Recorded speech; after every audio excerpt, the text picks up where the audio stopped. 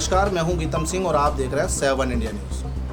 पूरे देश में चर्चा चल रही है कि संविधान बदलना चाहिए। ये कौन लोग हैं जो बात कर रहे हैं संविधान बदलना चाहिए और ये क्यों कर रहे हैं? इस विषय पर बात करने के लिए हमारे साथ हैं भारतीय बौद्ध भिक्षु महासभा संघ के राष्ट्रीय अध्यक्ष भदंत आनंद जी।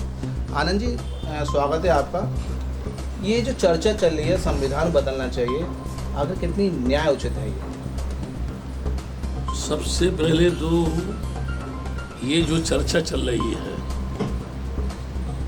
इस चर्चा को अगर सिलसिलेवार ढंग से देखा जाए तो मेरी नज़र में समय समय पर इस तरह के सिगुम्पा इस देश में चलते रहते हैं। कभी सुगुम्पा चलता है वो संत बहुत महान है, कभी सुगुम्पा चलता है कि वो संत महान है, कभी चलता है कि वो संत महान है, बाद में आकर के पता चलता है कि वो जेल में है, वो जेल में है, वो जेल में है। पहला प्रश्न तो ये है, संविधान को बदलना यदि आवश्यक है तो जो लोग इसको बदलना चाहते हैं उनको पहले ये स्पष्ट करना चाहिए आखिर इस संविधान से उनको आपत्ति क्यों है। पहला प्रश्न। दूसरा प्रश्न ये है, जो संविधान 50 से लेकर के अब तक कंटिन्यूस इस देश की डेमोक्रेसी को बचाए हुए है और इस देश में सभी धर्म, सभी मजहब, सभी संप्रदाय के लोग शांति के साथ अपने धर्म का पालन करते हुए जीवन यापन कर रहे हैं, तब बीच में अचानक संविधान बदलने की आवश्यकता क्यों पड़ी? तीसरा प्रश्न ये है, उस समय पर जब ये संविधान बन रहा था तो यहाँ एक बात स्पष्ट करना बहुत जरूरी है। जिस डॉक्टर आम्बेडकर ने अपने जीवन में इतना जुल्म सहन किया, इतना अपमान सहन किया, इतनी जलीलत की जिंदगी व्यतीत की शिक्षा को प्राप्त करने के लिए, लेकिन जब भारतीय संविधान की रचना करने की बात उनके सामने आई और वो जो उस मसौदा समिति के अध्यक्ष बने, तो उन्होंने संविधान को बनाते समय किसी से बदले की भावना को संविधान नहीं बनाया, बल्कि जिन लोगों ने उनके ऊपर जुल्म किया उन्होंने वही समानता का हक दिया जो अन्य लोगों को दिया। तब मैं ये कह सकता हूँ कि जब संविधान सबको समानता के साथ जीने का हक देता है, सभी धर्म को मानने वाले लोगों को स्वतंत्रतापूर्वक उनके धर्म का पालन करने का संदेश देता है, तब फिर इसके पीछे आखिर क्या कारण है कि ये लोग संविधान बदलना चाहते हैं? नंबर 1। अभी इसके साथ में एक बात चल रही है, राम राज्य हम लाएंगे, यानी उनको राम का राज्य लाना है और राम का राज्य लाने के लिए मनुष्य स्मृति को लागू करना है। अभी यहाँ में संविधान पर जाने से पहले मैं इन्हीं दो उस पर विषयों पर थोड़ी चर्चा करूंगा। 1 सेकंड की है वो। राम राज्य, कौन सा राम राज्य? ये कहते हैं कि उस राम राज्य में कोई तकलीफ नहीं होगी, कोई परेशानी नहीं होगी, वो राम हमारे जीवन के आदर्श है, आत्मा है, हमारे देश का चरित्र है, हमारे देश का ईमान है। तो मैं उन लोगों से एक प्रश्न करूंगा, इतना बड़ा महापुरुष जो घट-घट में व्यापक था, सारे लोगों की बात को जानता था, वो आदमी ये नहीं समझ पाया कि मेरी सीता को रावण उठा के ले जा रहा है? एक प्रश्न। दूसरा प्रश्न मेरा ये है कि इतना बड़ा बलवान था, इतना शक्तिशाली था, तो उसको अपनी मदद में हनुमान को साथ लेने की आवश्यकता क्या थी? तीसरा प्रश्न मेरा ये है कि काश उस पूरे वाडम्ब को हम देखें, उस पूरी कहानी को हम देखें तो जन्म से लेकर सीता के हरण तक, सीता को वापस लेने तक जो भी महायुद्ध हुआ, उससे इस देश का लाभ क्या हुआ, इस देश का भला क्या हुआ? जहाँ तक मनुस्मृति को लाने की बात है तो लोग ये चिल्लाते हैं, राम ने हमेशा ब्राह्मणों की रक्षा की। हमारे देश में ये दुर्भाग्य है यहाँ की कल्चर का, यहाँ की संस्कृति का, कि जिन जिन ब्राह्मणों की, जिन जिन लोगों ने रक्षा की, ब्राह्मणों ने उन लोगों को भगवान बना दिया। अब उदाहरण दे रहा हूं मैं, पुष्पमित्र शुक, जिसने भिक्षुओं का कत्ल किया, सारी दुनिया जानती है। उसको मर्यादा पुरुषोत्तम राम ही नहीं विष्णु का अवतार बता दिया और अयोध्या में जाके मंदिर बनाना शुरू कर दिया और मंदिर बन रहा है। यहाँ राम के राज्य की समानता की बात, क्या ये देश उस राम राज्य को चाहता है जहां यदि कोई सम्मुख स्वेच्छा से तपस्या करे और केवल उसका वध इसलिए कर दिया जाए कि ब्राह्मण का बेटा जो है बीमार है। मैं इस देश के मूर्खों से ये जानना चाहता हूँ, किसी की तपस्या करने से किसी का बेटे की मृत्यु हो जाना, ये नेचुरल दृष्टि से, तार्किक दृष्टि से अपने आप में सटीक नहीं बैठता, खरा नहीं उतरता है। एक बात। दूसरी बात, संविधान जब मौलिक अधिकार सबको दे रहा है तब यहाँ एक प्रश्न है, जो भी गाल बजा रहे हैं संविधान बदलने के लिए, चाहे वो नारियां हो, चाहे वो नारियों के संरक्षक हो, नेता हो, अभिनेता हो, या हमारे देश के बड़े बड़े चिंतक मनीषी हो, वो मुझे एक बात बताएं, काश भारत के संविधान की रचना डॉक्टर अंबेडकर ने नहीं की होती तो क्या जो महिलाएं आज लोकसभा में बैठ करके डिबेट में चीखती है, चिल्लाती हैं, अपने आप को ही इस देश का मसीहा समझती हैं, क्या उनको इस देश का मंत्री बनने का अधिकार था? अगर मनुस्मृति लागू हो जाती है तो उन्हें चौके तक सीमित रहना पड़ेगा, उससे बाहर नहीं आ सकती। यानी पुरुष की गुलामी करनी पड़ेगी, कहने का मतलब ये है। पुरुष की गुलामी नहीं करनी पड़ेगी, बल्कि पुरुष के सारे जुल्मों को सहन करना पड़ेगा।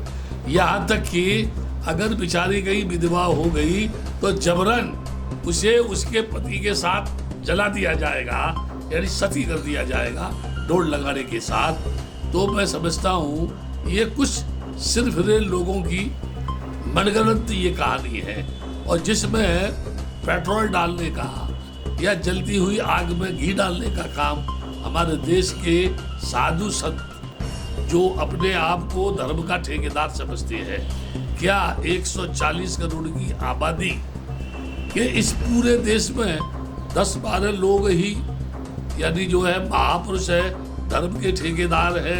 ये कहा जाता राम भद्राचार्य, मैंने सोशल मीडिया पे सुना, वो कहते हैं स्वामी प्रसाद सठिया गए हैं जो रामचरित्र के ऊपर प्रश्न चिन्ह पैदा करते हैं। मैं एक बात कहता हूँ, क्या मुसलमान उनको गुरु मानता है? क्या ईसाई उन्हें गुरु मानता है? क्या यहूदी उनको गुरु मानता है? क्या हमारे देश के विभिन्न जाति के लोग उन्हें गुरु मानते हैं? तो फिर वो जगत गुरु कैसे हो गए?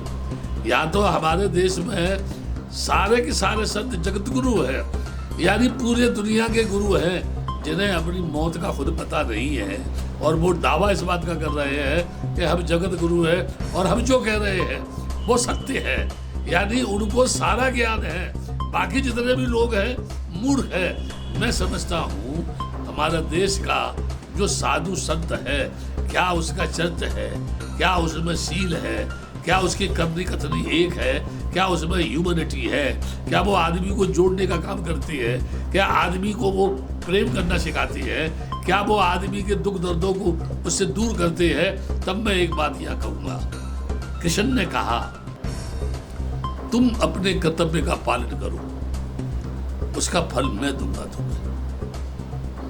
कौरव और पांडवों में युद्ध हुआ, उसका कर्ण का आधार कौन था? मैं उस पर चर्चा में नहीं जाना चाहता क्योंकि सब्जेक्ट बदल जाएगा। इसके साथ साथ ब्राह्मणों ने जाकर के या अन्य राज्य के लोगों ने जब सीता वापस आ गई तो राम से कहा ये रावण के पास रही है, पता नहीं क्या क्या इसने गुल खिलाए होंगे, इसलिए इसकी अग्नि परीक्षा होनी चाहिए। हे मर्यादा पुरुषोत्तम, हे सृष्टि के आदर्श, हे भारत की आत्मा, हे भारत के चरित्र, तू इतना यानी मूर्ख था कि तू अपनी ही पत्नी की अग्नि परीक्षा कर रहा है। तुझे जब अपनी पत्नी पर भरोसा नहीं है तो भारत की नारियां तेरे ऊपर कैसे भरोसा करे? ये मेरी समझ से बाहर की बात है। यहाँ मैं एक बात बताना चाहूँगा, जब से ये सरकार मेजॉरिटी में आई है और इनको पूरा बहुमत मिला है, तब से हमारे देश के साधु सन्यासी तो बिल्कुल पकड़ा गए हैं। वो किसी पे भी फतवा जारी कर देते हैं, कोई कहता है उसने ऐसा बोला उसकी गर्दन काट के लाओ 50 लाख देंगे, कोई कहता है उसके नाक कान काट के लाओ इतना रुपया हम देंगे, कोई कहता है उसके हाथ काट के लाओ हम ये देंगे।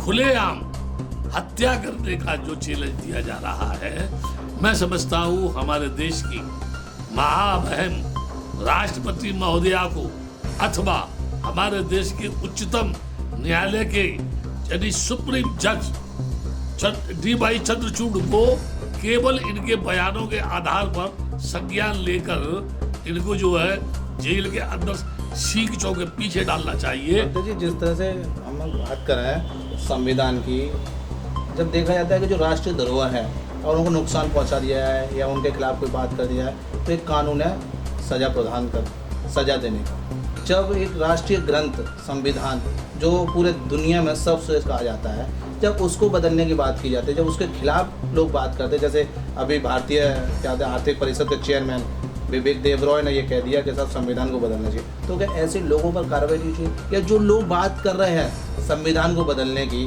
जो कानून के खिलाफ जाने की बात कर रहे हैं, क्या ऐसे लोगों पर कार्रवाई नहीं होनी चाहिए? और अगर कार्रवाई होनी चाहिए तो फिर मोदी जी, योगी जी शांत क्यों हैं?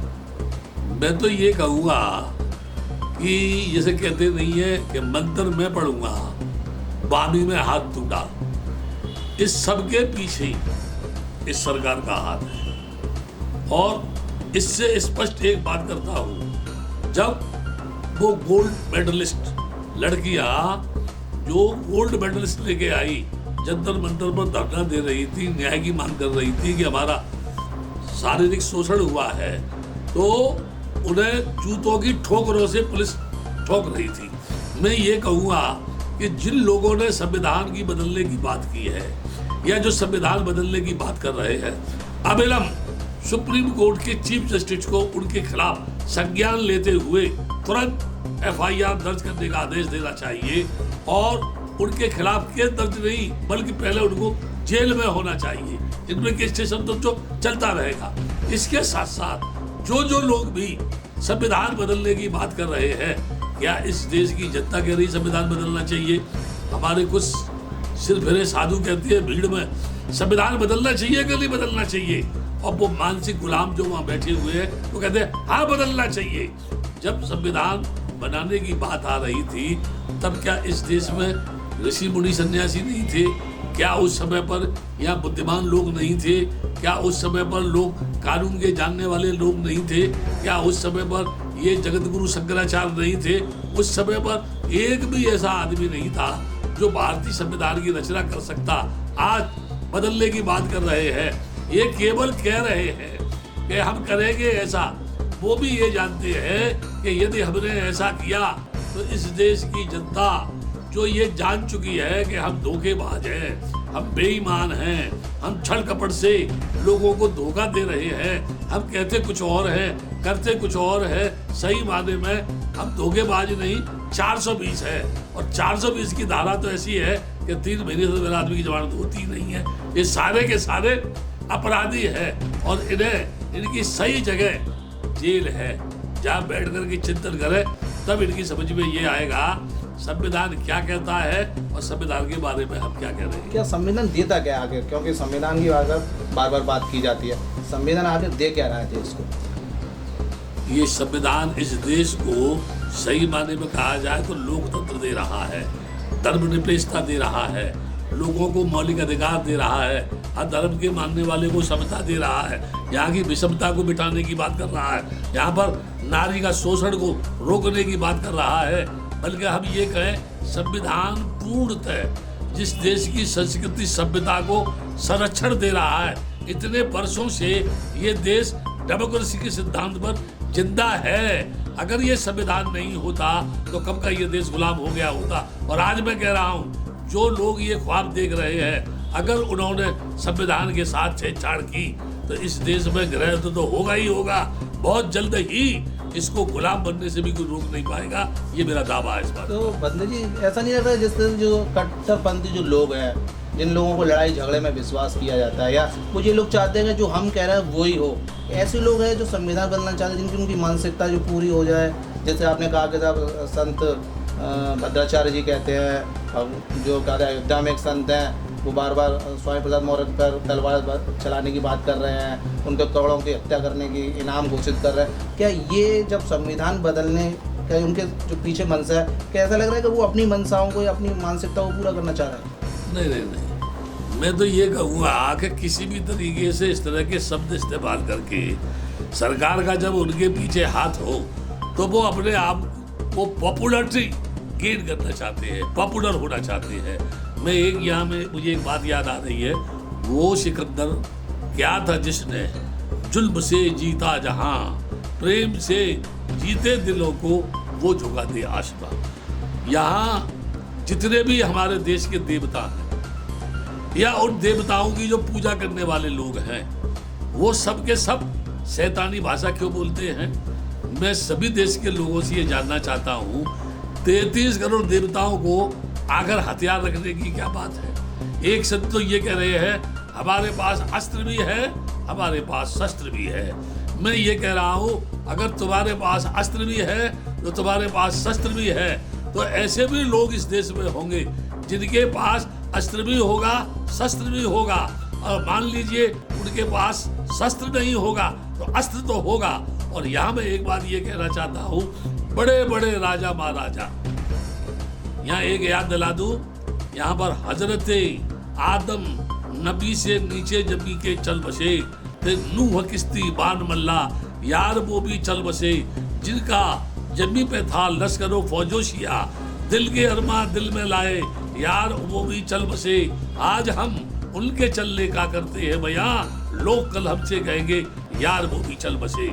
इस दुनिया में एक से एक बड़ा शहंशाह पैदा हुआ जिसने तलवार के बूते पर सारी दुनिया को जीतने का एक प्लान बनाया, लेकिन बुद्ध ही एक ऐसा इंसान है जिसने ये कहा मैं आपकी तरह से साधारण एक इंसान हूँ, अपनी माँ बाप की संतान हूँ। और ये नहीं, बुद्ध ने कितना बड़ा चैलेंज दिया, मेरी बात को सत्य इसलिए मत मानो कि शास्त्रों में लिखी है, मेरी बात को इसलिए मत मानो कि कहने वाला आपका गुरु है, मेरी बात को इसलिए मत मानो कि वो बहुत महत्वपूर्ण है, मेरी बात को इसलिए मत मानो कि बुद्ध बहुत महान है, बल्कि मेरी बात को मानने से पहले चिंतन करो, सोचो, मनन करो।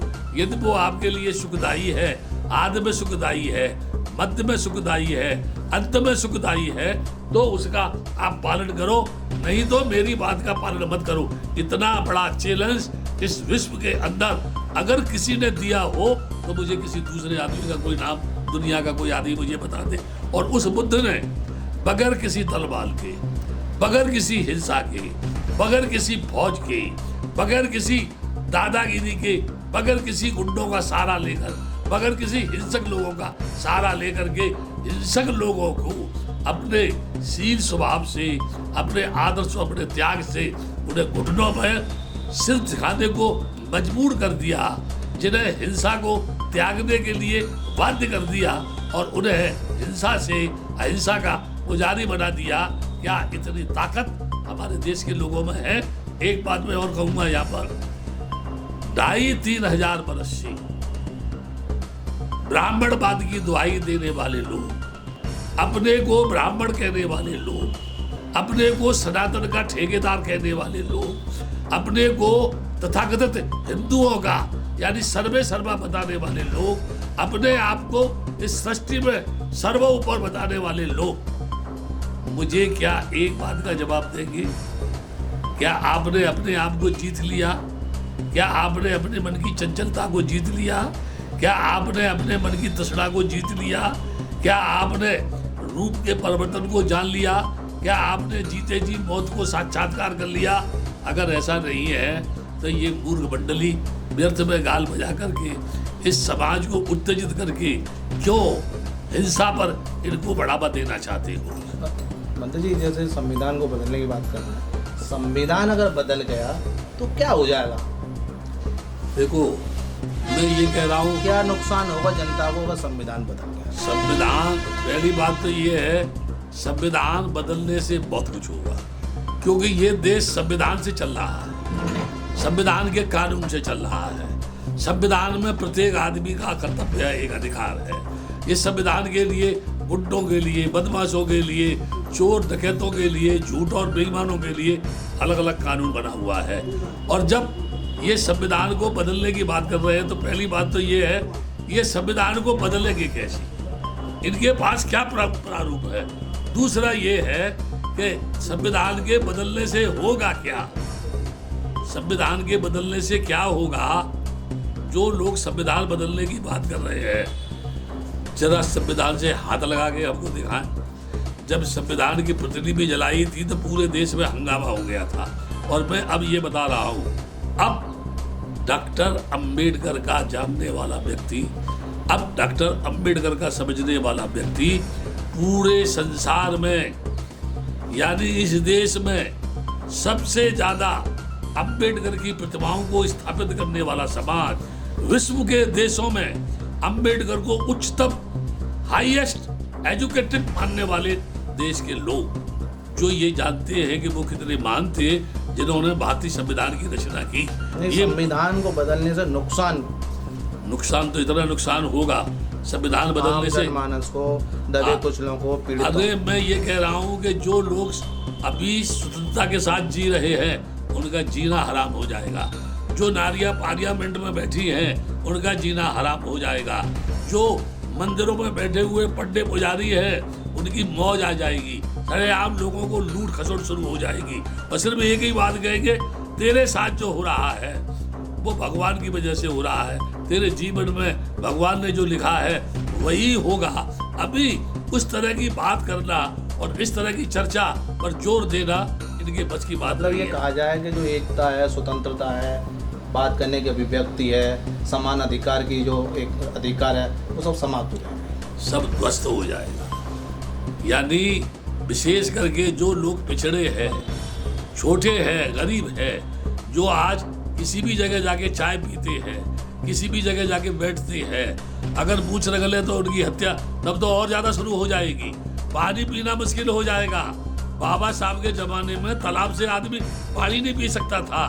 जो शासन लोगों को पानी पीने की समस्या को हल नहीं कर सकता, वह शासन संविधान को बदलेगा, यहाँ लोगों का जीना ही हराम नहीं होगा। ऐसे लोग क्या कहेंगे जो संविधान बदलना चाह रहे हैं या संविधान बदलने की बात कर रहे हैं, बहुत छोटे शब्दों क्या कहेंगे ऐसे लोगों को? मैं तो ऐसे लोगों को बदमाश कहूँगा, गुंडा कहूँगा, है ना। उनको एक तरीके से हिंसक कहूँगा, उनको एक तरीके से मानवता का हत्यारा कहूँगा, एक तरीके से उनका नारी का शोषण करने वाला, नारी को नग्न नचाने वाला बेतुका लुच्चा कहना चाहिए। लुच्चा शब्द भी तो बहुत हिंदी का ही शब्द है, मैं कहीं बाहर से नहीं लाया, बल्कि ये कहा जाएगा मानवता के नाम पर वो कलंक होगा, देश विरोधी होगा, देशद्रोही होगा, विरोधी होगा। बल्कि ऐसा आदमी जो देश को तोड़ने की बात करे, उसे तो इस देश में रहने की तो बात छोड़ो, जिंदा रहने का भी हक नहीं है। और कोई ना कोई अगर ऐसा आदमी पैदा हो गया तो ये बेलगाम घोड़ों की तरह से बात कर रहे हैं, इनको जान बचाना मुश्किल हो जाएगा। भागते मिलेंगे कि कहीं कोने में हमारी जान बच जाए, और हर तरफ इनको लोग लठ लिए तैयार मिलेंगे, जिधर जाएंगे उधर मार खाएंगे। नहीं तो ये करके देख ले, तमाशा इनके सामने आ जाए। तो ये थे राष्ट्रीय संत भंते भदंत आनंद जी से जब बात हुई तो बात सामने निकल कर ये आई है कि संविधान की बदलने की जो बात कर रहे हैं वो कहीं ना कहीं देश विरोधी हैं, देशद्रोही हैं और मानवता के हत्यारे हैं।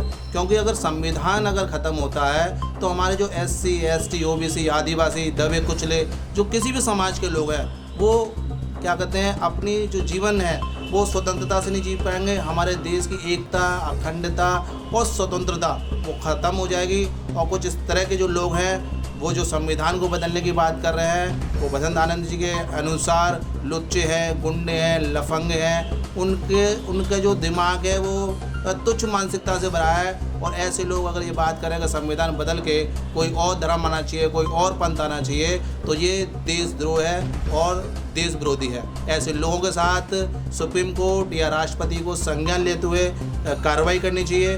मोदी और योगी जी क्यों चुप हैं ये उनकी अपनी एक शर्मनाक विषय है कि वो इस विषय पर चुप है, जबकि मोदी जी और योगी जी कहते हैं कि देश लोकतांत्रिक है, देश न किसी गीता से चलेगा न किसी रामायण से चलेगा, और देश चलेगा तो संविधान से चलेगा। लोकतंत्र की बात करते हैं, लोकतंत्र की शपथ लेकर ही ये इतने बड़े पदों पर आए, लेकिन जब इस तरह के लोग जब बात करते हैं तो वो शांत हैं। तो ये कहीं ना कहीं ये सामने आता है कि ऐसे लोगों को बढ़ावा दे रहे हैं जो देश के लिए अनुचित हैं। लेकिन अब देखने वाली बात ये होगी, क्या जिस तरह की ये बातें देश में हो रही हैं, तो क्या हमारे देश के जो सत्ता में लोग बैठे हैं ऐसे लोगों पर कब कार्रवाई करेंगे।